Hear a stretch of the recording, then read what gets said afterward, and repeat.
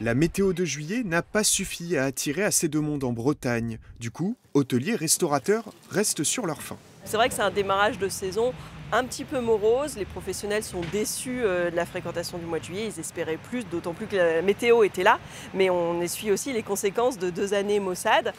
2 années où il n'a pas fait beau, de quoi freiner les touristes. Si en juillet, les nuitées ont baissé de près de 3% par rapport à l'été dernier, le mois d'août s'annonce plus radieux. Est-ce en raison de la canicule? En tout cas, Abritel, par exemple, spécialisé dans la location de meublés, voit ses recherches de dernière minute bondir pour la fin du mois. Plus 55% dans le Finistère et plus 45% dans le Morbihan. Une hausse par rapport à 2024 qui s'illustre aussi dans ce camping. Bonjour, je vous appelle pour savoir si vous restez de la place à partir de ce soir et jusque dans le week-end. Eh bien non, madame, les emplacements ont été pris d'assaut. Les demandes de dernière minute s'enchaînent, une centaine par jour, toutes sont refusées. Dans les allées, beaucoup ont trouvé refuge dans la région, loin des chaleurs étouffantes. On vient en Bretagne pour avoir du frais et être plus à l'aise sur les plages, disons. Le nord s'arrête Clermont-Ferrand. En dessous, je descends pas, plus bas. Il fait trop chaud.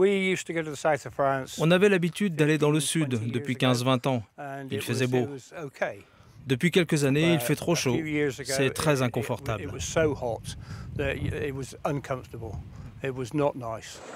Des vagues de chaleur qui risquent de s'intensifier, cette gérante de camping en tire les bénéfices. Je pense que 2025 restera dans la mémoire des Français une année très chaude. Donc nécessairement, on va avoir des réservations. Ça a déjà commencé puisque nos ventes sont déjà ouvertes pour 2026. Selon Tourisme Bretagne, 61% des professionnels comptaient bien sur ce mois d'août pour rattraper la saison. Il reste 1 semaine pour y arriver.